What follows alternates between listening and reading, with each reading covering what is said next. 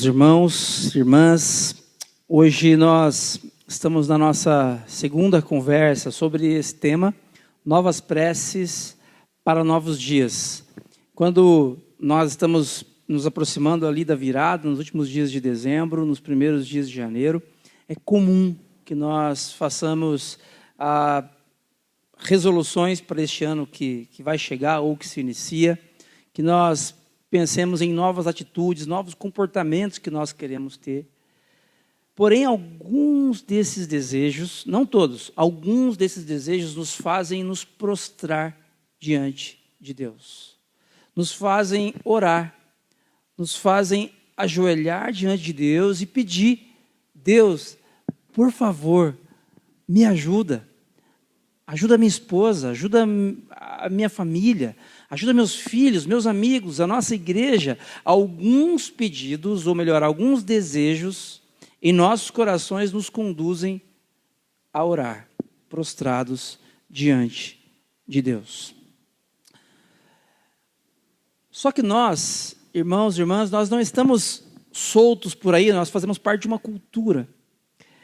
E essa cultura de 2025, esse momento que nós vivemos na nossa sociedade, ele nos conduz a desenvolvermos orações pedindo muitas vezes por prosperidade, por felicidade, por proteção, por segurança. Só que, como nós fazemos parte de uma sociedade altamente supersticiosa, nós acabamos por conhecer ou por ouvir falar ou até praticar algumas coisas que tem tudo a ver com a nossa cultura, porém, que não tem nada a ver com a sabedoria bíblica, com o que Jesus nos ensinou. Olha só. Superstições presentes em nossa cultura. Vê se você consegue ticar todos aí que você conhece. Roupa branca na virada. Não que seja proibido, tá, gente? Você pode usar, talvez você consiga até ressignificar isso de uma forma legal. Mas não é isso que vai trazer paz para você, para a sua virada ou para o seu ano. Comer lentilhas, prosperidade, coisa boa. Comer romã ou uva. Usar cores específicas, como o amarelo ali na virada, porque isso atrai o quê? Dinheiro. Pular 7 ondas, quem estava no litoral aí nesses dias, Deus viu. Evitar comer aves. Como assim aves? É porque não dava para colocar tudo ali. Mas aves que ciscam para trás, porque isso vai atrasar a sua vida. E colocar dinheiro no bolso ou no sapato, isso vai trazer prosperidade para você. Por quê? Que isso aqui está presente onde, gente? Na nossa cultura. Por que isso está acontecendo? Porque a nossa cultura, ela não é necessariamente guiada pela sabedoria bíblica. Nós dizemos aqui com frequência, nós não vivemos mais numa sociedade cristã. Nós vivemos em um mundo pós-cristão. A sociedade não é mais cristã. E não sendo mais cristã, ela tem toda sorte de superstições. Por quê? Ela é uma sociedade espiritualizada? Sim. A nossa sociedade não tem problema com o desenvolvimento de espiritualidade. Pelo contrário, ela gosta disso. Porém, não é uma espiritualidade baseada em Jesus. Por que muitos discípulos e discípulas de Jesus acabam se submetendo a essas práticas?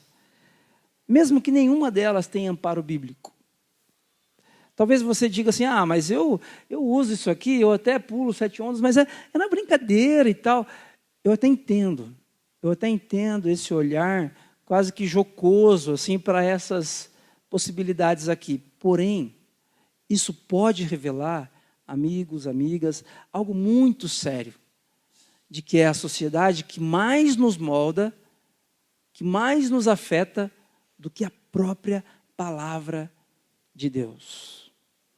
Do que a própria palavra de Deus. Isso aqui é triste. Se você incide em mais do que 2 coisas aqui, cuidado. Repense um pouquinho a sua espiritualidade baseada em Jesus. Isso aqui é triste, mas tem algo que é mais triste que isso. superstições presentes dentro das igrejas. Olha só, o ano vai começar, nós precisamos de palavras proféticas, porque este ano vai ser diferente. E eu profetizo sobre a sua vida, e aí você vê uma palavra profética que está em total desacordo com o que Jesus ensinou. Não há correlação alguma com a Bíblia. Palavras proféticas que são muito mais utopias, de sonhos, de coisas que nós queremos viver, do que, de fato, palavras proféticas. Culto da virada, nada contra, a gente não faz aqui. Eu já participei de muitos cultos da virada, e está tudo bem você fazer o culto da virada e passar a virada dentro da igreja. O problema é você achar que por causa disso, o seu ano vai ser abençoado. O problema é você achar que porque você não conseguiu ir no culto da virada, não vai ser tão legal esse ano como poderia ser. Eu queria ter passado lá e de joelhos, a hora que faltasse uns 15 segundos para virar o ano, todo mundo se ajoelhar e pedir para Deus para nos abençoar.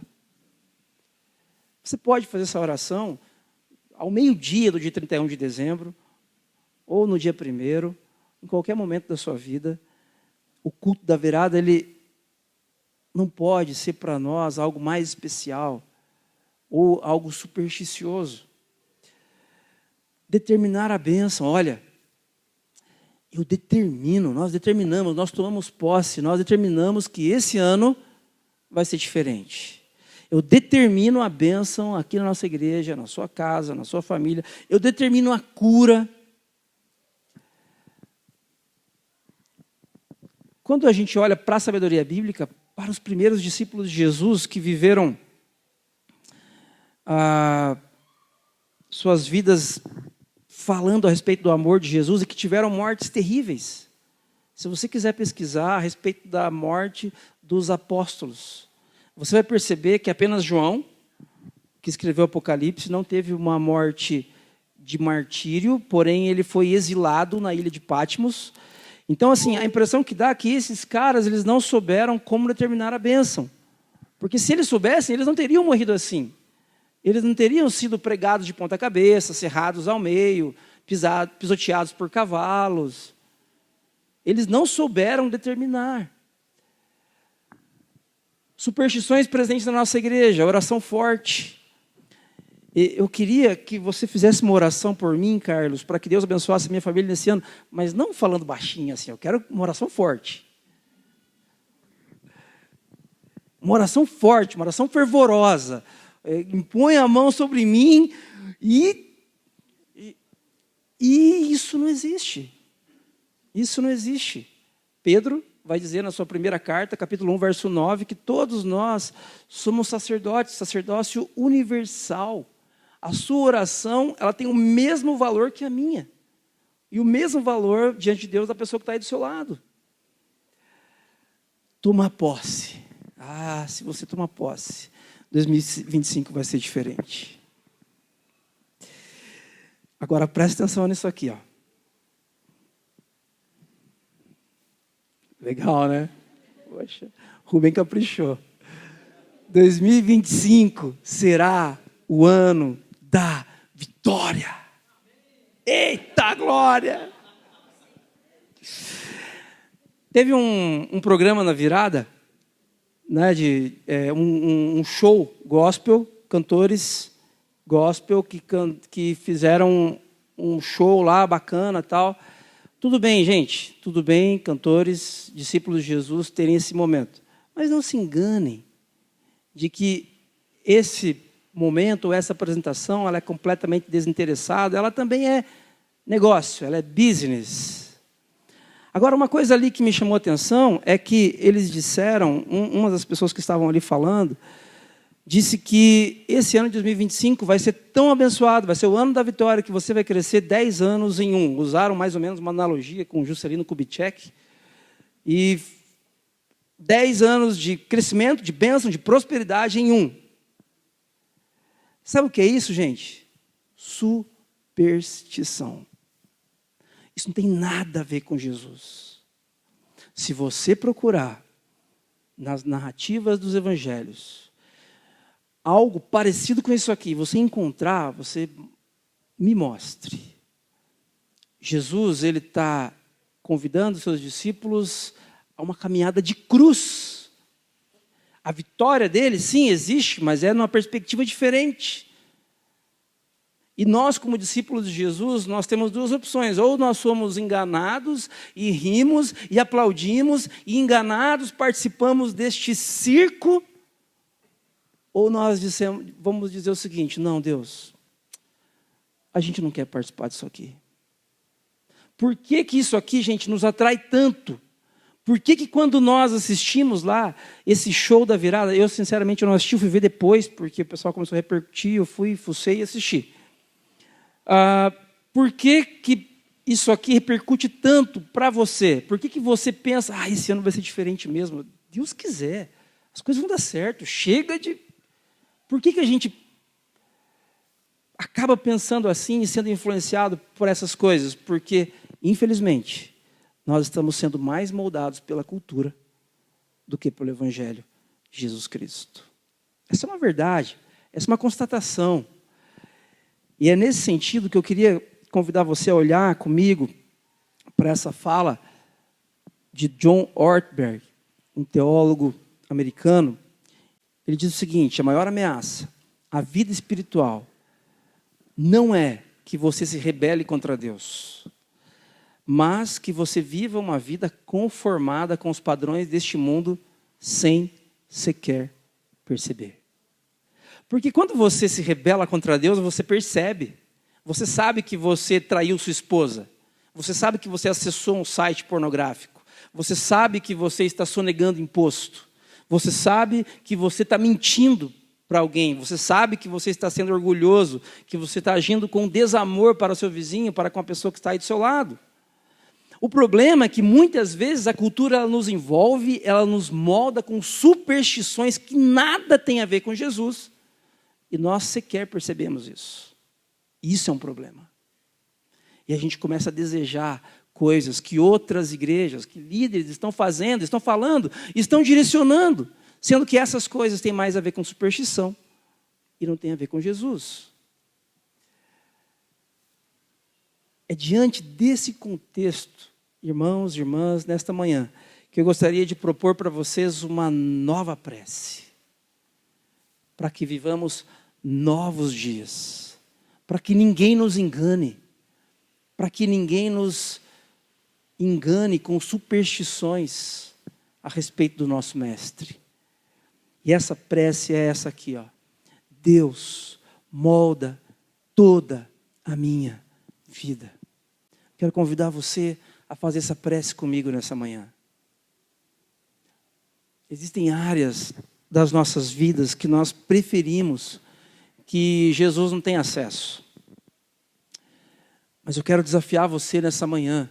Se você está aqui nessa manhã, eu creio que há convergência entre o que Deus colocou no meu coração para compartilhar aqui com vocês nessa manhã e com o que Ele está fazendo na sua história especificamente.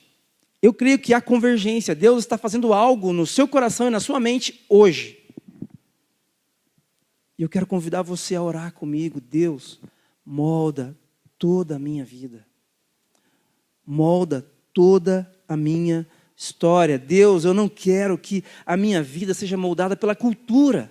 Deus, eu não quero que a minha vida seja moldada por pessoas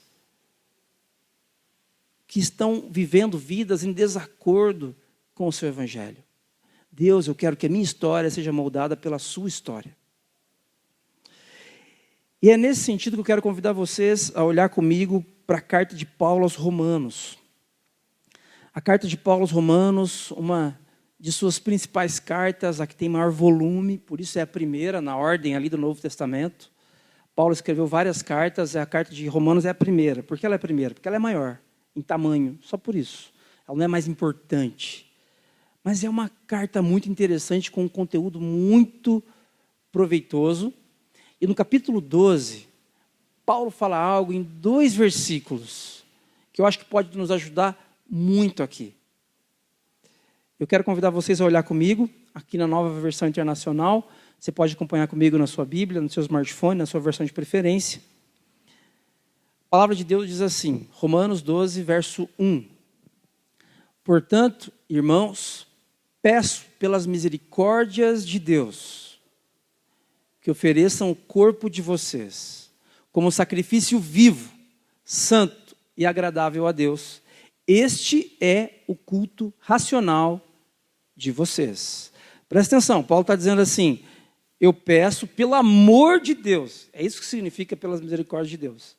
Sabe quando você fala assim, pelo amor de Deus, gente? Você fala para alguém assim, essa expressão que é quase, é um pedido, você está desesperado para que essa pessoa preste atenção no que você está falando, é isso que Paulo está fazendo aqui para os romanos. Ele está dizendo, pelo amor de Deus, ofereçam o corpo de vocês como sacrifício vivo, santo e agradável a Deus. Isso para nós não faz muito sentido hoje. O que é um sacrifício vivo, santo e agradável?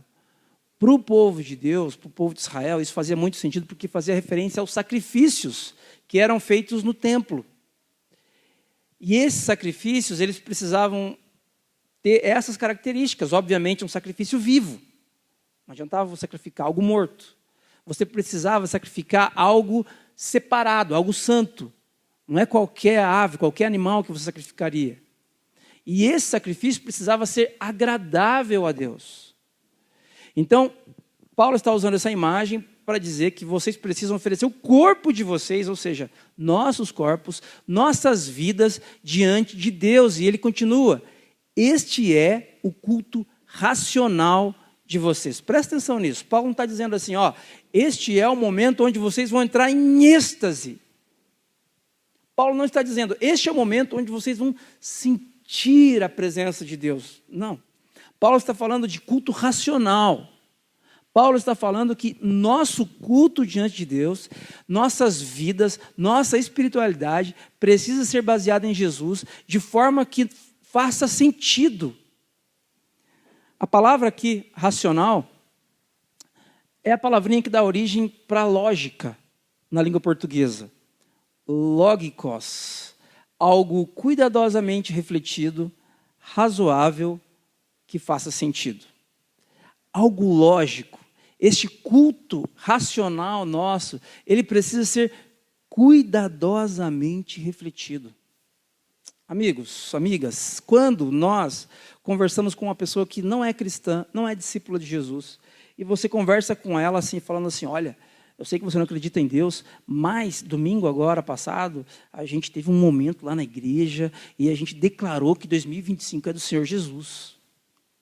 A gente declarou que esse ano nós vamos prosperar e esse ano vai ser o ano da bênção.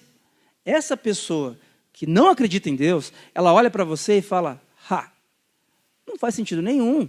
Se você não trabalhar, se você não for uma pessoa íntegra, se você não acordar de manhã, não fizer por onde, se você não cuidar dos seus relacionamentos, se você não fizer a sua parte, isso não vai acontecer nunca.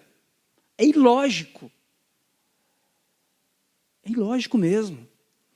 A gente achar que por causa de um gesto, entre aspas, profético, de um guru espiritual, de que a nossa vida, de que o nosso ano vai ser abençoado, gente, isso é patético. E é antibíblico. Paulo está dizendo, este é o culto lógico, racional de vocês. Cuidem disso, reflitam sobre isso com cuidado, façam com que isso seja razoável, com que isso faça sentido. E o texto continua, e no verso 2, ele diz, não se amoldem ao padrão deste mundo, mas transformem-se pela renovação da sua mente, para que experimentem a boa, agradável e perfeita vontade de Deus. Gente, isso que está no final aqui, destacado, sublinhado, isso aqui é o que a gente quer, certo? É isso que nós queremos experimentar a boa, agradável, perfeita vontade de Deus. Todos nós queremos, você quer experimentar isso no seu casamento, você quer experimentar isso na relação com seus filhos, com seus netos, no seu desenvolvimento profissional, na sua relação comunitária com seus amigos, entretenimento, lazer. Você quer experimentar na sua história a vontade de Deus. boa, agradável e perfeita na sua história, na sua vida. Eu sei disso. Isso é comum, nós queremos. E Paulo, ele está dizendo, olha, apresentem a vida de vocês, o corpo de vocês, como um sacrifício lógico, como um culto racional, que faz sentido, e vocês vão experimentar isso, a boa, agradável e perfeita vontade de Deus. Porém, Paulo dá 2 ordens antes, para a gente chegar aqui, e é sobre isso que eu queria falar com vocês nessa manhã. Nós precisamos que Deus molde nossas vidas. Nós precisamos que Deus reestruture nossas histórias. Nós precisamos que Jesus, com sua graça, pegue toda a nossa superstição, amasse, jogue no lixo e nos deixe somente com o amor dele, transformador. Quando isso acontecer, nós vamos experimentar a boa, agradável e perfeita vontade de Deus. Porém, 2 coisas que Deus manda a gente fazer. Primeiro, não se amoldem ao padrão deste mundo. Não tenham a forma supersticiosa deste mundo. Não tenham a maneira de pensar deste mundo e depois transformem-se pela renovação da sua mente. O que Paulo tem em mente aqui é que com uma mente transformada por Jesus, essa mente renovada, ela vai sendo transformada para ter uma aparência cada vez mais semelhante à de Jesus. Eu quero destacar com vocês algumas coisas aqui nessa manhã, e eu queria que vocês prestassem bastante atenção nisso, e que essa fosse uma prece nossa nessa manhã. Primeiro, Paulo diz, não sejam moldados pela cultura. Gente, isso aqui é muito difícil. Isso aqui é muito difícil, eu diria que isso aqui é impossível. Você não ser, de alguma forma, afetado pela sua cultura. A roupa que nós vestimos tem a ver com a nossa cultura. As gírias que nós usamos em nossa comunicação tem a ver com a nossa cultura. Local, regional do nosso país. A maneira como você cumprimenta outras pessoas tem a ver com a nossa cultura. Nos países asiáticos, quando você vai dar um presente para alguém, alguns países asiáticos, e você se aproxima com esse presente, e essa pessoa que vai receber esse presente, ela recebe apenas com uma mão, isso é uma ofensa. Ela teria que receber com as 2 mãos, porque é uma maneira de valorizar grandemente o que essa outra pessoa está fazendo, lhe presenteando. Cultura. A cultura nos molda em algum aspecto, ok. Mas o que Paulo está dizendo aqui claramente é com relação aos excessos. Não sejam moldados, totalmente moldados pela cultura.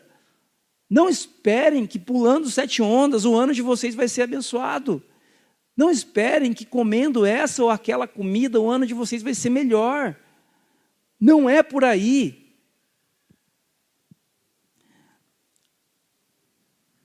Eu gostaria de destacar aqui que essa expressão não se amoldem, no texto original, o Novo Testamento, as cartas de Paulo foram escritas no grego. E no grego nós conseguimos enxergar alguns tempos e regras gramaticais que nos ajudam a discernir o que o texto está querendo nos dizer. E uma coisa que é interessante de observar é que essa expressão aqui está no imperativo, é uma ordem. É uma ordem que Paulo está dando. Não se amoldem ao padrão deste mundo. O pastor Eugene Peterson, ele escreveu uma paráfrase, ele reescreveu a Bíblia para a comunidade dele, há alguns anos atrás, e falando a respeito deste texto, deste versículo 2, parte A do capítulo 12 da carta de Paulo aos Romanos, ele reescreve isso dessa forma: não se ajustem demais à cultura, a ponto de vocês não poderem pensar mais. Olha que interessante. Você se ajustar à cultura de alguma forma é normal, até para a sua sobrevivência. Não é verdade? Se você mora no Brasil, você se comporta de uma forma, no sul do Brasil de uma forma, no norte, no nordeste de outra forma, faz parte, você precisa se adaptar. Porém, não se ajustem demais à cultura, a ponto de vocês não poderem pensar mais. A cultura, gente, ela é como uma grande onda que vem e ela nos engole e ela nos manipula. E ela não nos forma, ela nos deforma. Porque os valores culturais, apesar de conterem em inúmeros momentos imagens de Deus, sim, da criatividade de Deus, também contém a imagem do pecado, da desconexão do ser humano para com Deus. Valores culturais atuais, eu gostaria de passar com você aqui, preste atenção nesses valores, você não precisa se identificar com todos, mas perceba como são valores do nosso tempo. Individualismo, nós somos individualistas demais. Nós até respeitamos o direito do outro, desde que não esbarre no nosso. Nós somos relativistas, ok, eu entendo Jesus, bacana, eu até gosto de Jesus, mas essa é a sua verdade, isso não tem a ver comigo. Nós somos consumistas, somos hedonistas, tudo em prol do nosso prazer. Imediatistas, com as redes sociais, sua internet começa a carregar um pouquinho, você já fica irritado porque você é profundamente imediatista. Autonomia absoluta, você faz o que você quiser da sua vida, você é quem você quiser.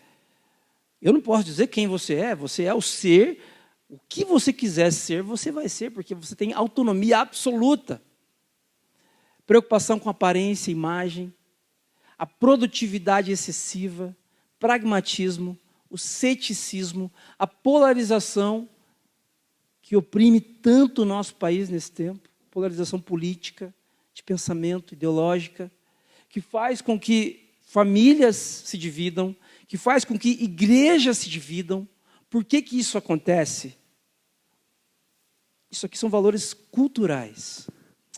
Nós temos uma escolha, nós vamos ser regidos, afetados por esses valores, seremos sempre, nós somos afetados. Não tem como você não ser afetado. Você tem um smartphone na mão, que afeta você com os valores da nossa cultura cotidianamente. Porém, se esses valores vão nos reger ou não, é outra história. Eu quero convidar você a ter um olhar crítico com relação a esses valores, mas lembrar dessa palavra de Paulo e não se ajustar demais a essa cultura. Ok, esse é o tempo que nós vivemos, mas eu vou viver uma vida contracultural. Eu não quero ser individualista, porque a sabedoria bíblica, Jesus me convida a uma vida comunitária. Jesus me convida a pertencer a um povo. Jesus me convida a entender que as coisas não são relativas. Porque Jesus entrou na história, morreu por mim e por você, isso não é uma lenda, isso é uma verdade absoluta. Ele viveu, ele morreu, ele ressuscitou. Não precisamos ser consumistas para termos sentido em nossas histórias. Jesus morreu por nós. É disso que nós precisamos. Enfim, não vou repassar toda a lista, mas eu desafio você, que é uma pessoa inteligente, uma pessoa crítica, a olhar para esses valores e a pensar nos valores que estão moldando você. Diante dos quais valores você está se ajustando demais na linguagem de Eugene Peterson. Tome cuidado com isso. Não se deixe moldar pelo padrão da cultura. Agora, interessante, como que eu posso fazer isso na prática? Como que eu posso não deixar com que esses valores moldem a minha vida, a vida da minha família? O teólogo Michael Gorin, ele vai falar a respeito da Bíblia enquanto única narrativa, da grande história que nós falamos aqui domingo após domingo. Olha o que ele diz: compreender a Bíblia como a única narrativa é fundamental para resistir à conformidade com os padrões deste mundo.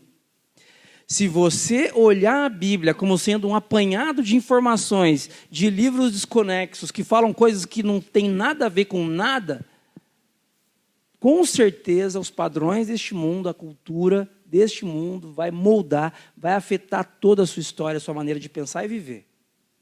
Agora, se você olhar para a narrativa bíblica como a única narrativa, a verdadeira história a respeito de todas as coisas, então, você vai caminhar na direção dessa resistência aos padrões deste mundo, culturalmente falando. Michael Gorin continua: para não sermos moldados pelo mundo, é essencial engajar-se com a história bíblica de forma holística, total, permitindo que ela molde nossa visão de mundo e nossas ações.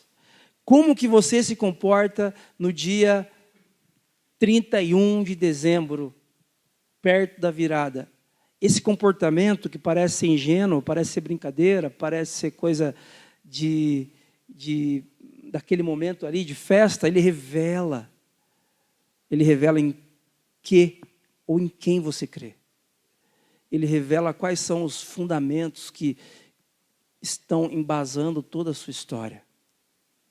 É essencial que nós nos engajemos na história bíblica. E é por isso, gente, que nós falamos domingo após domingo, domingo após domingo, a respeito dessa história aqui. Sem repetição não há formação. Sem repetição não há formação. Para você que está nos visitando, este diagrama, ele fala a respeito da grande história revelada nas Escrituras. Esses símbolos falam a respeito da história contida de Gênesis a Apocalipse na Bíblia Sagrada. O primeiro símbolo aqui, essa seta virada para baixo, fala a respeito da criação. Foi Deus que criou todas as coisas. Foi Ele que fez tudo, e quando Ele fez tudo, a Bíblia diz que tudo era muito bom. O caos, o problema, a desigualdade, as guerras, as doenças, o luto, essas coisas não são ideia de Deus, porque tudo que Deus fez é bom. No entanto, esse segundo símbolo do diagrama, esse X, fala para a gente a respeito da queda ou do pecado. O pecado é aquilo que nos desconecta de Deus. O pecado é aquilo que faz com que nós, em vez de sermos moldados por Deus, sejamos deformados pela cultura.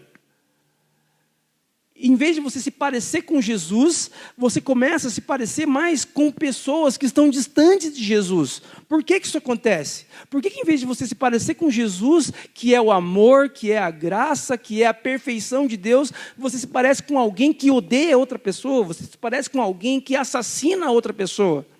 Por que isso acontece comigo e com você? Por causa do pecado. A boa notícia é que neste terceiro símbolo, essa seta que aponta para lá, para frente, ela aponta para aquele que um dia viria. O povo de Israel recebe uma missão de trazer ao mundo aquele que um dia seria sal e luz para todas as famílias da terra. Esse alguém é Jesus, que nasce, morre, morte de cruz, inicia o reino de Deus entre nós, e a partir de agora nós vivemos neste quinto símbolo que aponta para a eternidade, aponta para a consumação de todas as coisas, onde nós, esse povo, esse azinho, essa comunidade local pequena aqui, este ático, se reúne para viver em missão. Por que 2025 vai ser uma bênção para você? Claro que vai ser uma bênção para você, porque o Espírito Santo mora no seu coração. Sabe por que vai ser uma bênção para você em 2025? Porque quando Jesus morreu na cruz, Ele te tirou da realidade aqui do X, Ele te tirou do pecado, Ele, passando pela cruz, te inseriu num povo que vive para mostrar para o mundo que Deus segue no controle da história. Por isso que 2025 vai ser uma bênção para você. Nos dias legais, nos dias de festa, celebração de aniversário, casamento, aprovação em concurso, em vestibular, festa vai ser uma bênção. Mas nos dias de notícias ruins, nos dias de luto, de sofrimento, de escassez, também será uma bênção. Por quê? Porque sabemos que Deus continua no controle de toda a história. Não sejam moldados pela cultura. Uma segunda coisa que eu queria destacar: sejam transformados pela renovação da mente. Paulo nos dá dois imperativos. Primeiro, não sejam moldados pela cultura. O segundo, segunda ordem é sejam transformados pela renovação da mente. Como assim? Se você ficar pensando, a sua mente ela se transforma? Não é isso. Paulo tem em mente alguém que tem a mente cativa, submissa a Cristo. E essa mente submissa a Cristo, ela vai sendo transformada. E essa mente vai sendo renovada. E em vez de você viver preso a superstições, presa a crendices, você passa a viver à luz da história, da grande história, daquilo que Deus está fazendo em nossas vidas. Paulo diz: transformem-se pela renovação da sua mente. Eu queria destacar aqui com vocês que esse transforme-se é o imperativo, mas está na voz passiva. O que isso significa? Significa que não é você que se transforma, não é você o agente da transformação. No primeiro imperativo, você é o agente. Você que luta para não se amoldar à cultura. Você que luta para não se ajustar demais à cultura. Aqui não. Aqui você se submete a alguém que lhe transforma. Aqui você volta para Deus e diz: Deus, sozinho eu não consigo. E essa transformação Deus efetua em mim, em você. John Mark Comer, a respeito desse texto especificamente, ele diz: a transformação pela renovação da mente é um processo contínuo que envolve alinhar nossos pensamentos com a verdade de Deus, permitindo que seu caráter molde nossas vidas. Gente, presta atenção nisso. Presta atenção nessa frase do pastor John Mark Comer. A transformação pela renovação da mente é um processo contínuo. Ok, não é uma coisa eventual, não é algo aqui. Vamos pedir então para a renovação da mente. Quem quer a renovação da mente, levanta a mão, a gente vai orar. Não, não é isso. É um processo contínuo de renovação da mente. Ok, que envolve alinhar nossos pensamentos com a verdade de Deus. Então vamos fazer esse exercício juntos? Você está querendo matar alguém que pensa diferente de você. E você acha que você está profundamente correto. Porque onde já se viu essa pessoa pensar assim, assado, cozido e frito? Onde já se viu essa pessoa agir dessa forma? Onde já se viu o meu vizinho não votar no mesmo candidato que eu?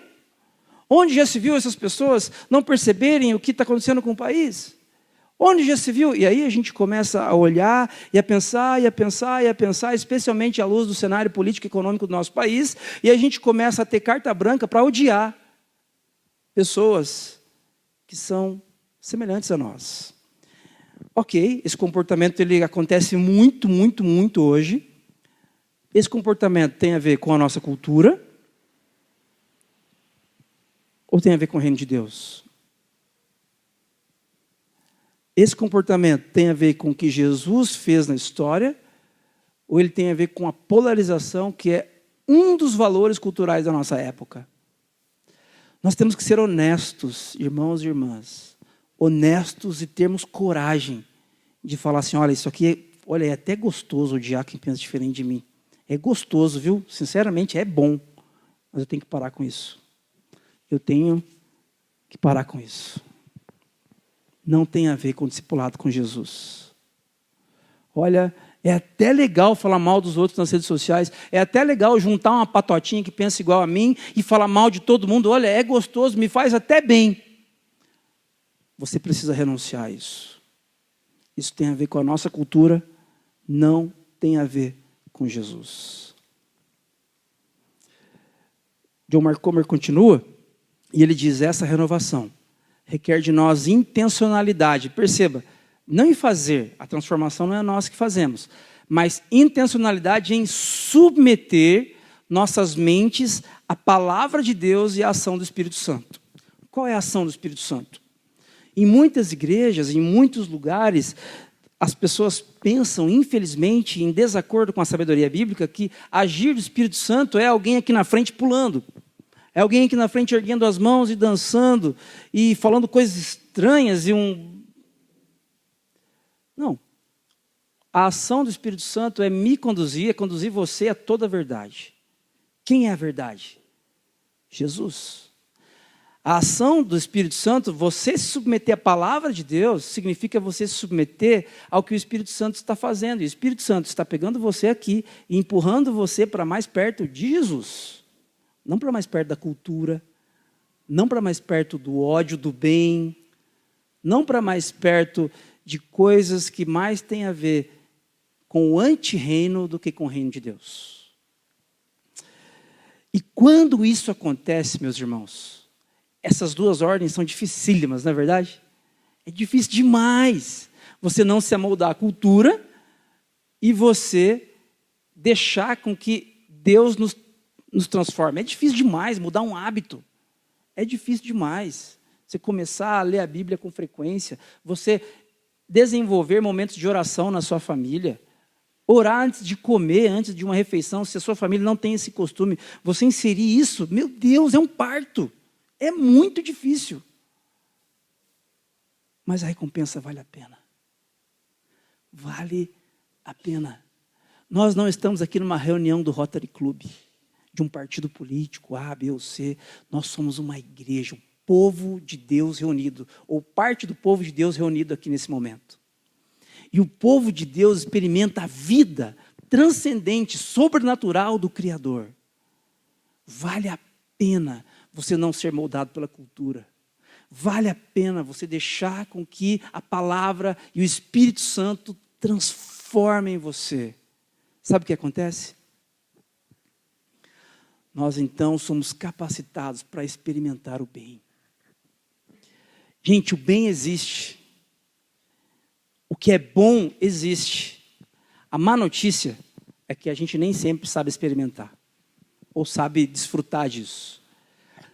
No final do ano, eu comi igual um cavalo e eu ganhei alguns quilos. E aí no comecinho do ano eu comecei uma dieta de 14 dias comendo apenas proteínas, carnes e ovos, tomando café e água. Foi muito legal, foi um período interessante assim, e no segundo, terceiro dia eu estava igual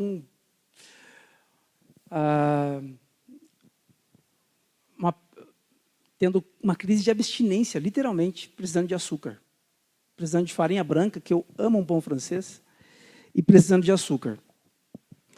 E aí, eu percebi, no sétimo, oitavo dia, a pessoa que estava propondo essa jornada, esse desafio, disse que liberou lá alguns alimentos, alguns frutos, algumas frutas silvestres. E aí eu comprei alguns morangos e eu fui comer um morango.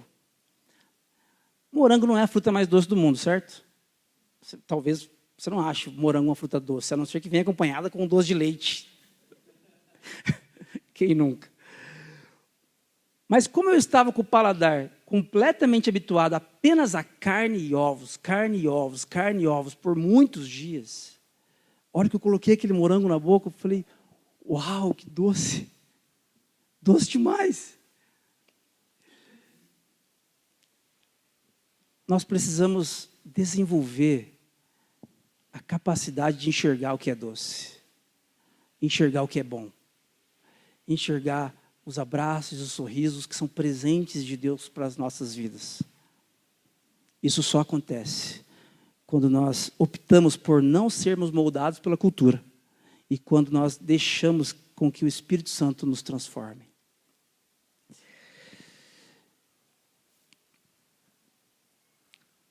Versículo 2, parte C. Para que, esse é o resultado que nós tanto ansiamos, para que vocês experimentem a boa, agradável e perfeita vontade de Deus. E essa palavrinha aqui, experimentem, ela tem um significado assim que no português a gente tem dificuldade para chegar. Essa expressão, ela poderia ser traduzida ou entendida mais ou menos como isso: descobrir o valor de algo, testando-o na prática, verificando que aquilo é bom. Não é simplesmente uma experiência do tipo assim, eu coloquei a mão aqui sobre essa mesa e eu experimentei mais ou menos como ela funciona, eu já testei isso aqui. Não, eu me submeto a um processo e eu quero ver se isso de fato é bom. Talvez eu esteja em dúvida. Talvez eu não saiba pensar muito racionalmente como isso vai ser depois, eu não sei. Eu não sei se vale a pena não me submeter à cultura. Porque eu até gosto da cultura, eu gosto de ser individualista. Eu gosto tanto do meu espaço, eu não quero que ninguém invada. Mas eu estou aqui para dizer para você, a partir da sabedoria bíblica, que vale a pena. Teste isso.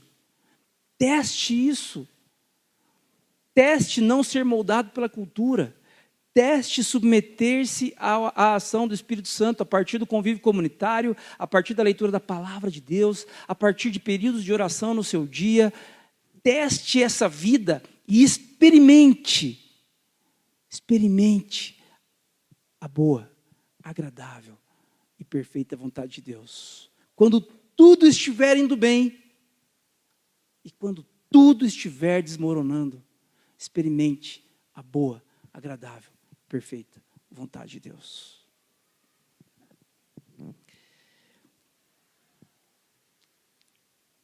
C.S. Lewis, ele compartilha algo a respeito dessa transformação que eu gostaria de compartilhar com vocês. Ele diz: Deus nos criou para que pudéssemos ser feitos à sua imagem. Ele quer que sejamos como Ele, para que possamos experimentar a boa vida, a verdadeira felicidade. Voltamos a falar de felicidade, voltamos a falar de 2025 abençoado, 2025 legal, saúde, paz, prosperidade, beleza, está tudo bem você desejar isso, você querer coisas boas. Deus nos criou para que pudéssemos ser feitos à sua imagem. E Ele nos criou para que experimentemos essa boa vida. Para isso, precisamos ser transformados. Não apenas em nossos comportamentos externos, mas em nossa natureza interna, no fundo de quem somos. Verdadeira felicidade, quem quer? Todo mundo. Ser feliz em 2025, saúde, paz, prosperidade. Saber olhar e verificar o bem de Deus, verificar as coisas doces da vida, mesmo quando os dias forem um pouquinho agridoces. Todo mundo aqui quer ter essa capacidade. Mas para isso, nós precisamos ser transformados. Não apenas em nossos comportamentos externos, fazer parte de uma igreja, deixar de fazer uma coisa ou outra, isso faz parte do pacote, mas especialmente em nossa natureza interna. E isso aqui, gente, ninguém pode fazer. Ninguém pode ensinar aqui a fazer. Eu não posso dizer para você como fazer. O que eu sei é que o Espírito Santo de Deus faz. O Espírito Santo de Deus, Ele é capaz de fazer.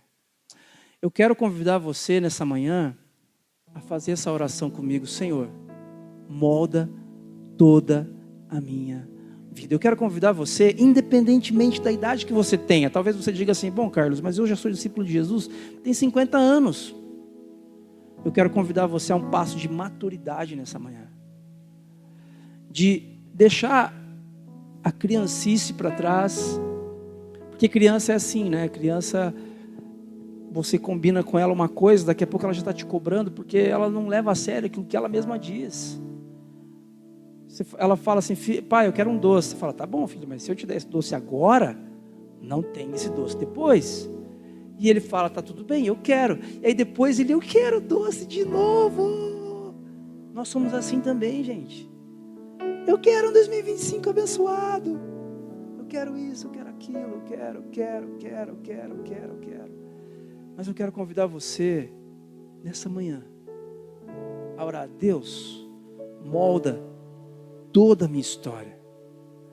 Eu não quero mais ser moldado pela cultura imediatista, hedonista, consumista, individualista. Não, Deus, eu quero ser moldado pela história que o Senhor conta a meu respeito. É sobre isso. Nós não queremos ser uma igreja que se parece com a cultura. Nós queremos ser uma comunidade cristã de discípulos e discípulas de Jesus. Pessoas simples que amam a Jesus, que são moldados por Ele, que não acreditam mais nessas histórias, nessas superstições. Quando alguém mencionar essas superstições com você, a respeito de prosperidade, a respeito de saúde, a respeito de não ter mal olhado, você não precisa ser, obviamente, mal educado, mas você pode amorosamente discordar. Você pode amorosamente dizer que a sua história é moldada por outra forma, por outra história maior, que é a história que Deus conta a nosso respeito.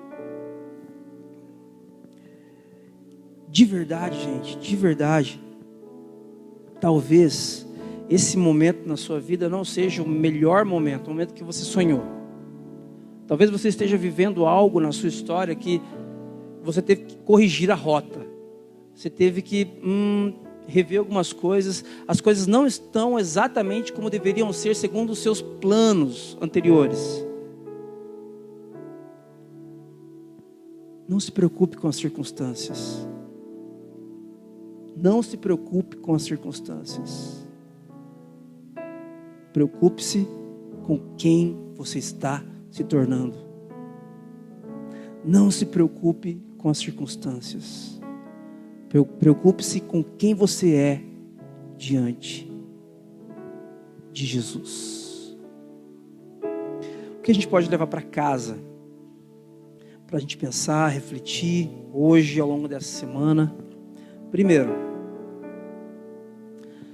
sua fé em Jesus é mais influenciada pela cultura ou pela história revelada na Bíblia? Responda para o seu coração, para a sua mente. A sua espiritualidade baseada em Jesus, ela se parece mais com aquele pessoal que estava lá cantando na virada? 2025, uau, 10 anos em um. Esse ano vai. Declare. Ou elas parecem mais com Jesus? Comendo com pecadores, tendo paciência com gente difícil, amando, caminhando uma segunda milha com gente que não aprende nunca.